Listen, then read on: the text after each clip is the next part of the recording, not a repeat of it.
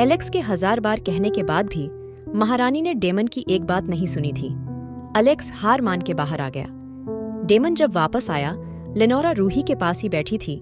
Daemon ने लेनोरा को देखा और कुछ सोच के बोला, जाओ तुम, मैं हूं यहाँ। नहीं डेमन, इट्स ओक, मैं हूं यहाँ। लेनोरा बड़े प्यार से बोली तो डेमन ने लेनोरा की आंखों में देखा और धीरे से बोला, एक बार से समझ नहीं आता तुम्हें? जाओ, मैं हूं यहाँ। डेमन की नीली आंखों में सिर्फ गुस्सा था। लेनोरा ने डेमन को देखा और वहां से गायब हो गई। डेमन रूही के बराबर में बैठ गया। रूही बेसुध सोई हुई थी। उसकी व्हाइट ड्रेस खून से भरी हुई थी। जैसे सिलास ने एक बार रूही के ब्लड को टेस्ट करा था, तब से सिलास को किसी भी हालत में रूही चाहिए थी। लेकिन डेमन सिलास से भी पावरफुल था और वो हमेशा से रूही को इसलिए ही अवॉइड करता था ताकि उसकी स्मेल और उसके टेस्ट से खुद को बचा सके। लेकिन आज जो हुआ था वो डेमन के लिए बहुत अलग था। डेमन जब भी रूही को देख रहा था, उसका रूही को फिर से चखने का मन करता। 1000 कोशिश के बाद भी डेमन का खुद को रोकना मुश्किल था। रूही के बदन में उसकी स्मेल बसी हुई थी। उसकी ड्रेस पे जगह जगह खून था। डेमन जितना उससे बचने की कोशिश करता, रूही की करीबी उसको इतनी ही पास खींचती। डेमन रूही के पास बैठा ही था जब एलेक्स अंदर आया। पूरी रात जागने का इरादा है? एलेक्स की बात डेमन को बिल्कुल हैरान नहीं करी थी। हाँ, सोचा तो यही है, तू यहाँ अपनी माँ के कहने पे आया है? डेमन का इशारा महारानी की तरफ था। नहीं, मुझे लगा मेरा भाई एक वैम्पायर होके किसी लड़की के प्यार में गिर गया तो जाके हालचाल पूछ लूं। एलेक्स रूही को देख के बोला तो डेमन ने भी उस तरफ देखा। डेमन धीरे से बोला, ओह शट अप, कोई प्यार व्यार नहीं है, सिर्फ गिल्ट है, क्योंकि ये मेरी वजह से खतरे में पड़ी इसलिए बस, वरना इससे नफरत आज भी उतनी ही है। और रही बात प्यार की, तो इसकी जान लेने का हक सिर्फ मुझे है, किसी और को नहीं। अगर आज ये लड़की इससे बड़े खतरे में भी होती तब भी मैं इसको बचाता। डेमन ने एक बार फिर झूठ बोला था, जिसको एलेक्स ने पहचानने में देर नहीं लगाई थी। ओह, तो ये सब तूने सिर्फ गिल्ट में करा है और कुछ नहीं? आज तू जैसे माँ के सामने बोला है, इतना तू अपनी बारी पे नहीं बोला। मुझे नहीं लगता ये सिर्फ गिल्ट होगा।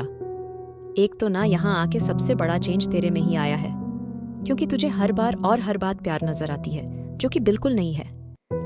तू मुझे अच्छे से जानता है, आई एम ए वैम्पायर, और मुझे कभी किसी से प्यार नहीं हो सकता।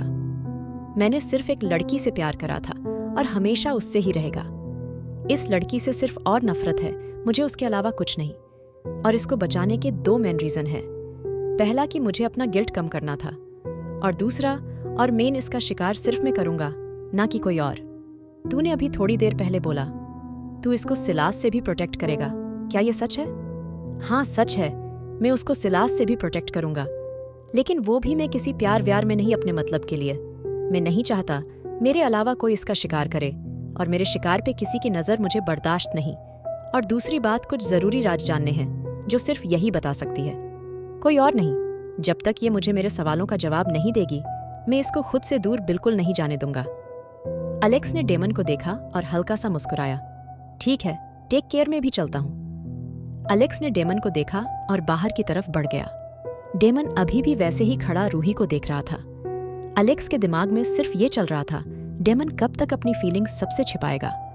एलेक्स अच्छे से जानता था डेमन के दिल में रूही के लिए फीलिंग्स हैं, लेकिन डेमन उनको तब तक एक्सेप्ट बिल्कुल नहीं करता जब तक वो रूही से सच ना निकलवा लेता, और महारानी क्रिस्टन कभी ऐसा नहीं होने देंगी। इधर डेमन धीरे धीरे रूही की तरफ बढ़ रहा था, जब रूही के हाथ के हल्की सी हरकत हुई। रूही के हल्का सा हिलने पे डेमन भाग के उसके पास गया। रूही के खून की स्मेल डेमन को फिर से पागल कर रही थी। डेमन की आंखें नीली और लाल हो रही थी। उसके दांत रूही को काटने को बेताब थे। डेमन का अब खुद पे कंट्रोल करना मुश्किल हो रहा था। अब डेमन धीरे धीरे रूही की गर्दन के करीब जा रहा था। रूही की चमकती गर्दन और ऊपर से उसके खून की महक। डेमन ने रूही के बालों को पीछे करा और रूही की गर्दन पे अपनी उंगलियां घुमाने लगा। रूही नींद में ही सिहर रही थी। डेमन ने अपने दांत बाहर निकाले और रूही की गर्दन से पहले डेमन ने अपना हाथ आगे कर लिया और डेमन के हाथ उसके ही हाथ में गड़ गए। डेमन ने तब तक अपने हाथ पे अपने दांत गड़ाए रखे जब तक वो शांत नहीं हुआ। डेमन का हाथ थोड़ी ही देर में सही हो गया था। डेमन ने रूही के जख्म देखे जो सूख चुके थे। आज एक वैम्पायर ने अपना शिकार सामने होते हुए भी खुद को काट लिया था। ये कोई छोटी बात नहीं थी।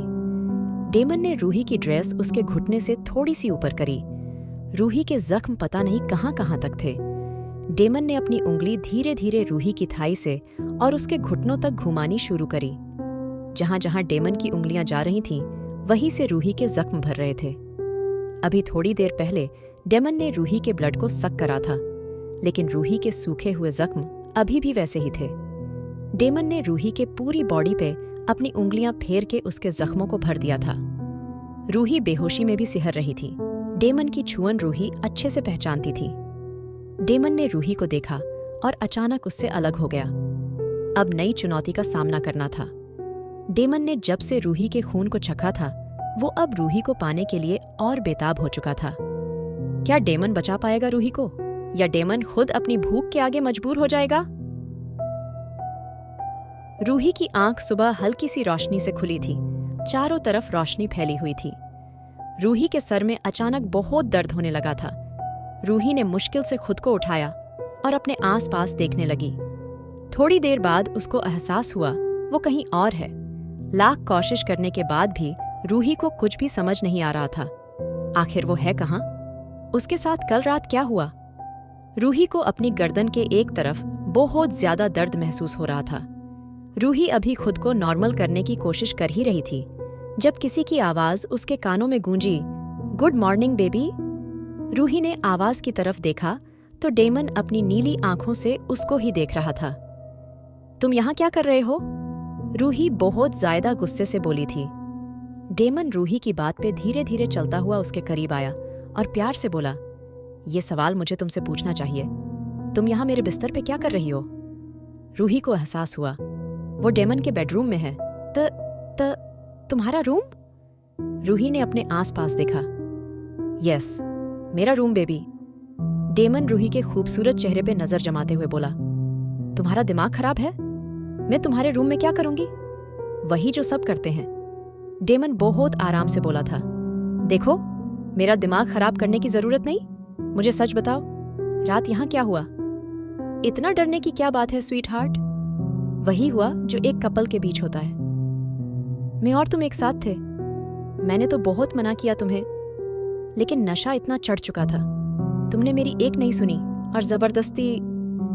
उसके बाद तो तुम एकदम जंगली बिल्ली बन गई थी और तुम और मैं एक बिस्तर पे एक साथ। डेमन डेविल स्माइल से बोला तो जैसे रूही का दिमाग खराब हो गया। रूही गुस्से से बिस्तर से उठी और जैसे ही रूही ने अपना हाथ उठाया, डेमन ने उसका हाथ वहीं पकड़ लिया। डेमन ने रूही को दीवार से लगा दिया और उसके नाजुक की गर्दन को अपनी हाथ की कैद में लेते हुए बोला, अपनी हद में रहो, ज्यादा उड़ने की जरूरत नहीं है। अभी इस काबिल हो जाओ जो चल पाओ। तुम में चलने की भी हिम्मत नहीं है। डेमन की बात सुनकर रूही ने एक थप्पड़ डेमन के मुंह पे दे मारा। ये दूसरी बार था जब रूही ने डेमन को थप्पड़ मारा था। तुम घटिया आदमी, तुम्हारी हिम्मत भी कैसे हुई? तुमने एक बेहोश लड़की का फायदा उठा लिया और मुझे किसी से डरने की जरूरत नहीं। मेरा साथ खुद एक भेड़िया मौजूद है। रूही की बात पे डेमन ने रूही के कांधों को टाइट पकड़ा और उसको अपने करीब करके बोला, कहाँ था ना? अपनी हद में रहो। आज तुमने मुझे दूसरी बार थप्पड़ मारा है और इसका बदला तो मैं तुमसे लेके रहूंगा। डेमन ने रूही की चमकती गर्दन को देखा। रूही की पतली लंबी गर्दन जो और भी ज्यादा खूबसूरत लग रही थी। डेमन ने रूही की गर्दन पे अपनी उंगलियां फिराई और धीरे धीरे उसके करीब आने लगा। डेमन की मौजूदगी फिर से रूही को परेशान कर रही थी। रूही जोर जोर से सांसें लेने लगी थी। डेमन ने रूही की नेक के करीब आया और उसकी गर्दन पे धीरे धीरे बाइट करने लगा। रूही ने एक बार भी डेमन को नहीं रोका था। रूही बेचैनी से डेमन के कांधे पे अपने नाखून गड़ाए थी। डेमन रूही से अलग हुआ और रूही के लिप्स के धीरे धीरे करीब आने लगा और जैसे ही रूही ने डेमन को किस करने के लिए अपने होंठ खोले, अचानक ही डेमन रूही से दूर हो गया। बेचारी रूही के गुलाब जैसे होंठ खुले ही रह गए। ये कपड़े पड़े हैं, इनको पहनो और 2 मिनट में तैयार हो जाओ। रूही का मन कर रहा था डेमन का मुंह तोड़ दे।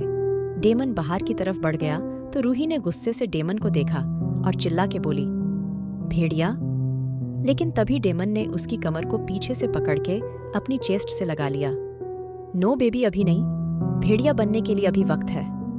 डेमन रूही के कान के में जाके धीरे से बोला, तुम्हारी सब फैंटेसी पूरी होंगी, जैसे तुम कहोगी वैसे ही तुम्हारी जान लूंगा। ये कह के डेमन फिर से गायब हो गया। रूही पीछे मुड़ मुड़ के देख रही थी। आखिर ये इंसान है क्या? कैसे अचानक आ गया और इसको मेरे मन की बात पता कैसे चली? रूही जितना सोचती इतना उलझ जाती। इधर महारानी क्रिस्टेन रूही के बारे में ही सोच रही थी जब गुरुजी उनके पास आके बोले, क्या हुआ महारानी, आप कुछ परेशान लग रही हैं। गुरु की बात पे महारानी क्रिस्टेन धीरे से बोली, पता नहीं गुरुजी, मैं नहीं जानती, मुझे कैसे भी डेमन को रोकना होगा। डेमन उस लड़की के लिए पागल हो चुका है और उनका मिलन इस वैम्पायर नगरी की तबाही है, जो कि मैं बिल्कुल नहीं चाहती।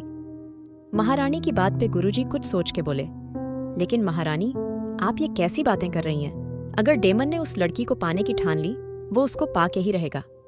गुरुजी, डेमन अभी अपनी ही फीलिंग से अनजान है, वो जल्द ही ये बात मान लेगा और अभी से उसको उस लड़की पे किसी और की नज़र बर्दाश्त नहीं, और आगे जब वो अपनी फीलिंग पहचान लेगा तब सब रास्ते बंद हो जाएंगे। लेकिन महारानी, अगर रूही और डेमन आपस में एक होते हैं तो भी कोई बुराई नहीं, हम रूही को वैम्पायर बना सकते हैं। नहीं गुरुजी, आपने ये बात बिल्कुल गलत बोली है। वो लड़की बिल्कुल भी ये दर्द बर्दाश्त नहीं कर पाएगी और अपनी जान से हाथ धो बैठेगी। हम नहीं चाहते डेमन की जिद की वजह से किसी की जान जाए, और दूसरी बात, सिलास उस लड़की का दुश्मन है और अब उसका टेस्ट उसकी लत बन चुकी है। और जब एक वैम्पायर किसी चीज को या किसी इंसान को अपनी लत बना लेता है, फिर पूरी दुनिया की ताकत उससे वो चीज नहीं छीन सकती। महारानी गहरी सोच में गुम बोली थी। तो आपका डेमन के बारे में क्या ख्याल है? ये अलेक्स था जो कब से गुरुजी और महारानी की बातें सुन रहा था। सिलास की लत आपको याद है, लेकिन अपने बेटे डेमन के बारे में क्या ख्याल है? उसको रूही का एडिक्शन हो गया। वो रूही का एडिक्टेड है, उसकी लत आप कैसे छुड़ा पाएंगी या छुड़ा भी पाएंगी? बस करो अलेक्स, हम सब जानते हैं, तुम्हें हमें ये बताने की जरूरत नहीं है। और डेमन अभी भी उस लड़की से नफरत करता है। महारानी गुस्से से बोली थी। क्या डेमन रूही को सिलास से बचा पाएगा? क्या रूही भी वैम्पायर बन जाएगी, या कुछ और ही होने वाला है रूही के साथ? जानने के लिए सुनिए blood lust, seduction of the night,